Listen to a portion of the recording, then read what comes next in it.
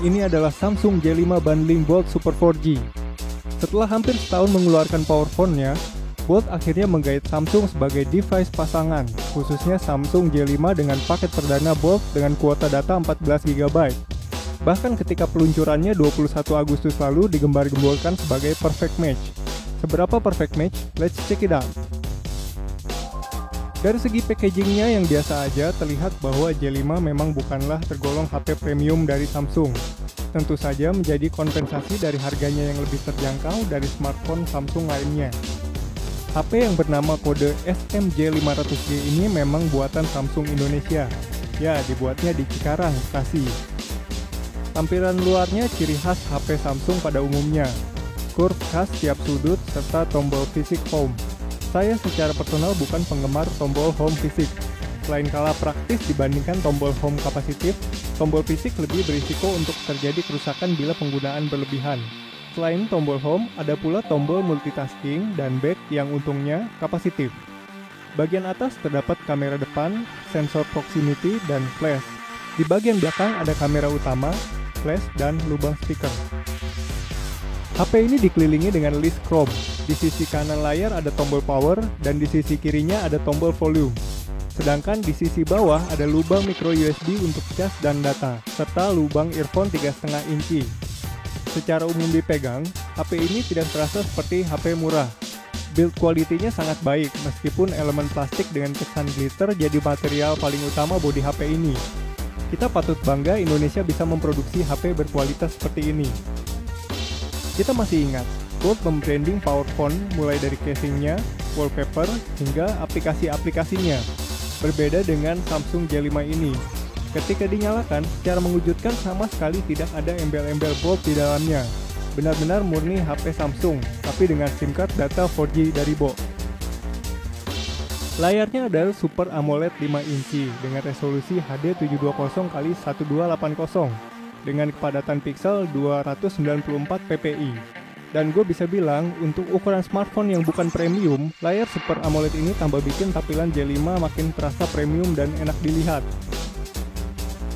Dari performa J5 sendiri, prosesornya menggunakan Qualcomm MSM 8916 Snapdragon 410 quad-core 1,2 GHz, GPU Adreno 306, RAM 1,5 GB serta ROM 8 GB, menghasilkan skor sebesar 20.441 pada Antutu. Pada penggunaan sehari-hari, interface-nya terasa ringan dan responsif. Untuk multitasking pun, respon perpindahan antar aplikasinya sangat cepat. Saya mencoba memainkan game Air Race dengan grafis 3D dan berjalan sangat lancar.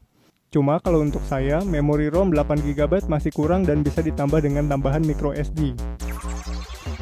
Untuk konektivitas nggak diragukan lagi, dengan perfect match-nya Bold 4G LTE yang diklaim mendukung hingga kecepatan 150 MB/s, ada 2 slot micro SIM card yang tersedia. Tentunya bila menggunakan Bold sebagai data, kita juga harus menambah 1 SIM card lagi untuk jaringan telepon dan SMS. Dan lupanya, 4G-nya nggak eksklusif di lock untuk Bold kok. Saya sempat coba speed test dengan Bold ini di berbagai lokasi. Hasilnya bervariasi dan yang paling cepat mencapai kecepatan 59 MB/s. Lebih dari cukup untuk sekedar streaming Full HD. Untuk kecepatan segitu, saya bisa jadikan HP ini sebagai Wi-Fi Tether 4G untuk gadget saya yang lainnya. OS-nya merupakan Android Lollipop 5.1 dengan user interface TouchWiz besutan Samsung. Untungnya, nggak banyak bloatware di HP ini. Beberapa di antaranya adalah aplikasi bawaan Samsung seperti Galaxy Gift, S-Lime, dan Smart Manager. Fitur-fitur khususnya antara lain Smart Manager untuk mengatur power, storage, dan RAM. Samsung juga membuat opsi Easy Mode dengan tampilan yang lebih minimalis. Cocok untuk pengguna anak kecil atau orang tua atau orang yang nggak banyak otak-atik HP-nya. Yang aneh adalah brightness settingnya. Saya nggak berhasil menemukan cara mengubah ke mode automatic brightness. Padahal HP ini sudah dilengkapi dengan proximity sensor. Yang ada malah fitur outdoor mode yang secara manual bisa dinyalakan ketika berada di luar ruangan yang terang agar layar tetap dapat terbaca. Kita bisa membuka kamera secara instan dengan memencet 2 kali tombol home secara cepat. Kamera utama 13 MP menghasilkan gambar yang lumayan baik pada siang hari. Untuk kondisi kurang cahaya, noise-nya sebenarnya cukup halus, tapi rawan dengan motion blur kalau tangan yang memegang tidak stabil. Autofokusnya cukup responsif dan kita bisa menggunakan tombol volume sebagai tombol shutter. Mode yang dipilih tergolong standar, Auto, Pro, Panorama, Continuous Shot, Beauty, dan Sport. Mungkin yang unik adalah mode Sound and Shot, yaitu menggabungkan foto dengan audio beberapa detik sebelum dan sesudah foto itu diambil. Entah bagaimana kegunaan mode ini untuk sehari-hari.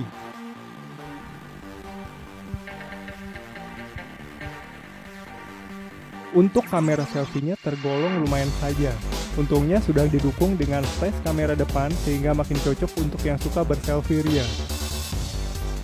Baterainya sebesar 26.000 mAh, cukup untuk seharian lebih. Selain itu, kita juga dapat menggunakan fitur Power Saving Mode dan Ultra Power Saving Mode dengan cara meminimalisir kinerja HP untuk lebih menghemat baterai. Kesimpulannya, HP ini cocok untuk keseharian. Spesifikasinya cukup untuk penggunaan yang bukan power user. Untuk memori sebaiknya ditambah dengan micro SD untuk dapat menampung lebih banyak data. Untuk kecepatan 4G sudah cukup untuk mendukung aktivitas online sehari-hari, bahkan bisa dijadikan WiFi mobile untuk gadget kamu yang lain.